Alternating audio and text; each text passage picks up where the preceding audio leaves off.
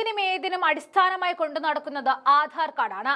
നരേന്ദ്രമോദി സർക്കാർ വലിയ വിപ്ലവമൊരുക്കി ഈ രാജ്യത്തെ മുക്കിലും മൂലയിലും വരെയുള്ള ജനങ്ങളെ കൊണ്ട് ആധാർ എടുപ്പിച്ച നീണ്ട 10 വർഷങ്ങൾക്കിപ്പുറം നരേന്ദ്രമോദിയുടെ അതേ തെരഞ്ഞെടുപ്പ് കമ്മീഷൻ ഇപ്പോൾ പറയുകയാണ് ആധാർ പൗരത്വ രേഖയെ കണക്കാക്കാനാകില്ല എന്ന്.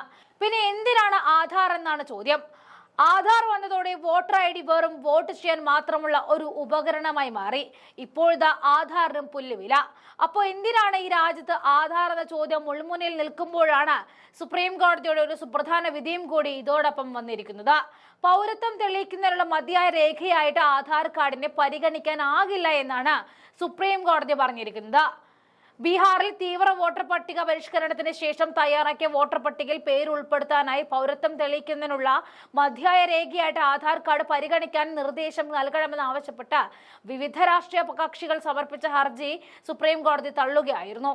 നിയമം അനുശാസിക്കുന്നതിനും അപ്പുറത്തേക്കുള്ള പദവിയിലേക്ക് ആധാർ കാർഡിനെ ഉയർത്താനാകില്ല എന്ന് സുപ്രീം കോടതി പറഞ്ഞു.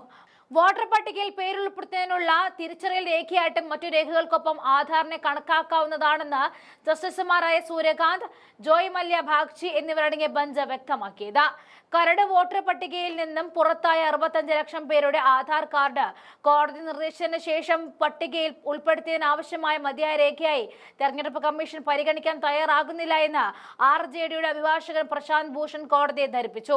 ആധാർ ആക്ടിൽ വ്യവസ്ഥ ചെയ്തിരിക്കുന്നതിനുപരിയായി ആധാറിന്റെ പദവി ഉയർത്താൻ കോടതിക്ക് സാധിക്കില്ല എന്നാണ് ബെഞ്ച് മറുപടി നൽകിയത്. ആധാർ ശരിവെച്ചുകൊണ്ട് പുട്ടസ്വാമി കേസിലെ 5 അംഗ ബെഞ്ചിന്റെ വിധി നിർണയത്തിനപ്പുറത്തേക്ക് നീങ്ങാനാകില്ല എന്ന് ബെഞ്ച് കൂട്ടിച്ചേർത്തു. പൗരത്വത്തിനുള്ള അവകാശമോ അഥവാ പൗരത്വം തെളിയിക്കുന്നതിനുള്ള രേഖയായിട്ടായി ആധാറിനെ കണക്കാക്കാനാകില്ല എന്നും ആധാർ ആക്ടിന്റെ 9-ാം വകുപ്പ് അനുശാസിക്കുന്നുണ്ട്. 2018 സെപ്റ്റംബറിൽ പുട്ടസ്വാമി കേസിലും സുപ്രീം കോടതി 5 അംഗ ബെഞ്ച് ഇക്കാര്യം വ്യക്തമാക്കിയിരുന്നു. ബയോമെട്രിക് തെളിവുകൾ ഉൾപ്പെടുന്ന തിരിച്ചറിയൽ രേഖയിൽ നിന്നും വോട്ടവകാശത്തിനുള്ള പൗരത്വ രേഖയെ ആധാറിന്റെ പദവി ഉയർത്തണമെന്ന് മറ്റ് ഹർജിക്കാരുടെ അഭിഭാഷകരും സുപ്രീം കോടതിയോട് അഭ്യർത്ഥിച്ചിരുന്നു. എന്തിനാണ് ആധാറിന് ഇത്രയധികം പ്രാധാന്യം നൽകുന്നത് എന്ന് ആരാഞ്ഞ കോടതി പൗരത്വത്തിനുള്ള അന്തിമ തെളിവായി ആധാറിനെ പരിഗണിക്കുമെന്നുള്ള ഉത്തരവ് പുറപ്പെടുവിക്കാനാകില്ല എന്ന് വ്യക്തമാക്കി. ബീഹാറിലെ ചില ജില്ലകളിൽ ആധാറിന്റെ സാന്ദ്രത 140% അതിനാലാണ് ആധാറിനെ പൗരത്വ രേഖയെ കണക്കാക്കുന്നതിനുള്ള ഹർജികൾ ആവർത്തിക്കുന്നതെന്നും തെരഞ്ഞെടുപ്പ് കമ്മീഷന് വേണ്ടി ഹാജരായ മുതിർന്ന അഭിഭാഷകൻ രാകേഷ് ദ്വിവേദി വാദിച്ചു. തങ്ങളുടെ താഴേക്കടയിലെ പ്രവർത്തകരെയും ബൂത്ത് തല ഏജന്റുമാരെയും ഉപയോഗിച്ച വോട്ടർ പട്ടികയിൽ നിന്നും തെറ്റായി നീക്കം ചെയ്യപ്പെട്ടവരെ കണ്ടെത്തി അവർക്ക് വോട്ടർ പട്ടികയിൽ പേരുൾപ്പെടുത്തി കാണിക്കാനുള്ള അപേക്ഷ നൽകാനുള്ള അവസരം ഉണ്ടാകണമെന്നും ഹർജിക്കാരായ രാഷ്ട്രീയ കക്ഷികളോട് സുപ്രീം കോടതി നിർദ്ദേശിച്ചു. അതേസമയം സുപ്രീം കോടതിയുടെ മറ്റൊരു വാർത്ത കൂടിയുണ്ട്. 14 ചോദ്യങ്ങളായിരുന്നു രാഷ്ട്രപതി സുപ്രീം കോടതിക്ക് മുന്നിൽ ചോദിച്ചത്. ആ ചോദ്യത്തിന് ശേഷം ഈ രാജ്യം കണ്ടത് നേരിട്ടും സുപ്രീം കോടതിയും രാഷ്ട്രപതിയും തമ്മിൽ പോരടിക്കുന്നതാണ്. ഇപ്പോഴത്തെ നിയമസഭകൾ പാസാക്കുന്ന ബില്ലുകളിൽ തീരുമാനമെടുക്കാൻ സമയപരിധി ഏർപ്പെടുത്തിയതുമായി ബന്ധപ്പെട്ട് രാഷ്ട്രപതിയുടെ റഫറൻസിൽ സുപ്രീം കോടതി ഭരണഘടനാ ബെഞ്ച് വാദം കേൾക്കുകയാണ് എന്നാണ് അറിയാൻ കഴിയുന്നത്. തമിഴ്നാടും കേരളവും എതിർവാദം ഉന്നയിക്കും. 6 മാസത്തോളം തടഞ്ഞു വെക്കുന്നത് ന്യായീകരിക്കാൻ കഴിയില്ല എന്നാണ് ചീഫ് ജസ്റ്റിസ് BR ഗവായി കഴിഞ്ഞ തവണ വ്യക്തമാക്കിയത്. ഗവർണർ കേന്ദ്രത്തിലും സംസ്ഥാനങ്ങളിലും ഇടയിലുള്ള സുപ്രധാന കണ്ണിയാണെന്നും ചീഫ് ജസ്റ്റിസ് വ്യക്തമാക്കിയിരുന്നു.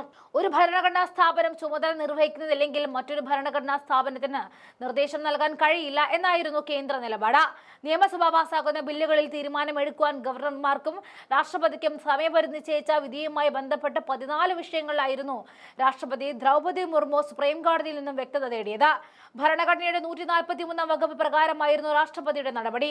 ഭരണഘടനയുടെ 200-201 വകുപ്പുകൾ പ്രകാരം നിയമസഭകൾ പാസാക്കുന്ന ബില്ലുകളിൽ തീരുമാനമെടുക്കാൻ സമയപരിധി ഇല്ല എന്ന് സുപ്രീം കോടതിക്ക് കൈമാറിയ റഫറൻസിൽ രാഷ്ട്രപതി ദ്രൗപദി മുർമു ചൂണ്ടിക്കാണിച്ചിരുന്നു.